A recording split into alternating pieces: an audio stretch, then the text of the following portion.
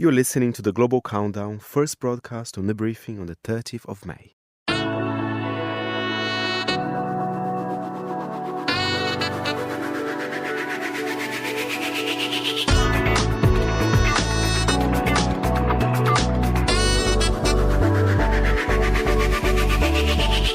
And finally, it would not be Thursday's edition of The Briefing without our very own Fernando Augusto Pacheco joining us live in the studio for the Global Countdown. Good afternoon, Faye. Good afternoon. Very good to be here, Chris. Very good to be here because you are particularly excited, I feel like, about this one. We're headed to Mongolia.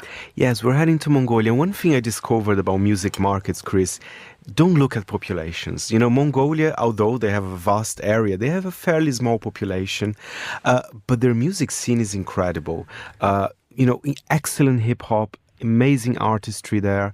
I mean, I'm not sure. Maybe you would disagree with me. Maybe I will disagree, but we will be hearing that. But are you excited in that sense? Would you like to visit? Do you get a feeling there is just this vibrant scene over there that people don't actually know much about? I'll ask our editors. I think I should do a culture story because I think there is a story in there. But we start at number 5. Perhaps the name of this artist is incredibly hard to say, but forgive me. You're going to do it. Go for it. I will go for it, as I usually do.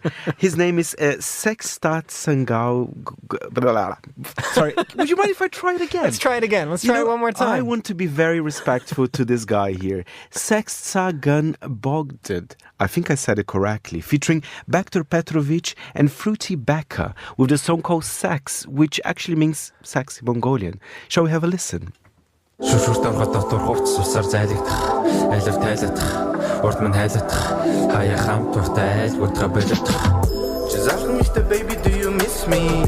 Чи балхан ихтэй хондох чүний мүсгүй. It flows. It's very smooth. And I was reading more about the artist. He mixes the traditional Mongolian sounds with modern beats. So some people call him avant-garde hip-hop. That was quite modern, I will say. Like I didn't even hear that much necessarily Mongolian in that. It's quite chilled, and I think people might be surprised. And I was reading about the history of hip hop in Mongolia. It arrived in the country in the late 80s, but I think certainly one of the top genres that perhaps young Mongolians are listening to it at the moment. Well, I can tell you, my uncle has always loved listening to rap in foreign languages, so I think he might be adding Mongolia to his list. Please send a link to the Global Countdown to your uncle because I think he would love that. But we have traditional taste here as well. This is a more traditional ballad at number 4. And I have to say, Chris, most of the artists are from Mongolia, so they like their own music there as well. And number 4, we have Bayard Sango, yes, with Hair Ezente, which I believe means with love in Mongolian.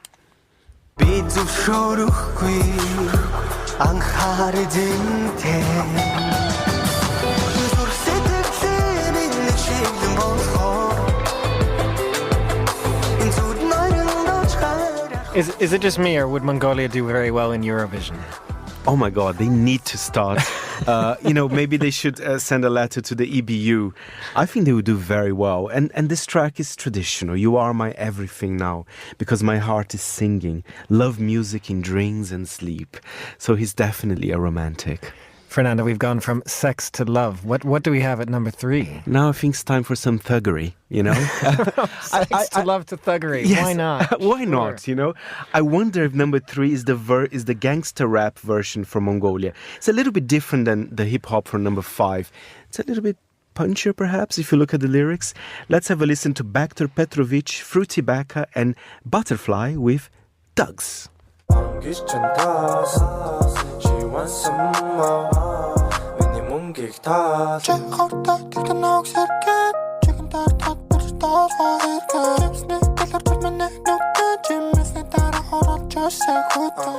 That sudden high voice coming in did crack me up, but it's intriguing. It's a bit naughty, the lyrics, but it's still smooth, right? So maybe it's not that gangster. Have you had a look into the lyrics? Yeah, I mean, because there's some parts in English and some parts in Mongolian. So there's a little bit of sex and thuggery, as I was saying.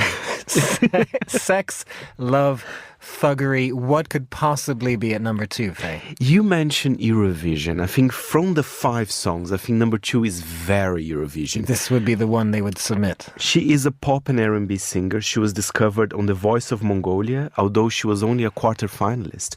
But that's what usually happens. The winners don't tend to do well. But the quarter-finalists and the runner-ups, they are very good. Can we just point out at this point, there is The Voice of Mongolia as well? Yes, they love it. It's everywhere. And it's in the charts. This is Magnet Brain with her song Soul Mantra.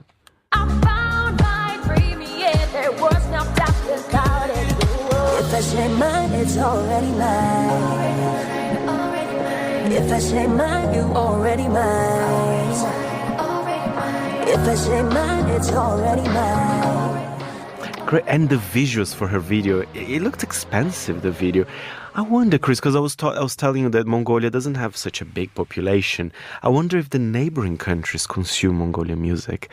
Maybe that's something you have to answer for me, Fernando. I have not done this research. From the number of views on YouTube, I gather that yes, the neighboring countries are listening to those artists as well. So the music's traveling a bit. Well, we will try to get this beyond the regional into the global scene. Is that our goal with this countdown today? Maybe I will add to the playlist. Maybe the number one song I think is actually, it's so cute. Well, I say cute. It's about love, but about pain as well. Gone back to love and pain. And pain. There is a little bit of pain. I mean, even the name of the band is the Royal Heartaches. And the song is called 6x6. Let's have a listen.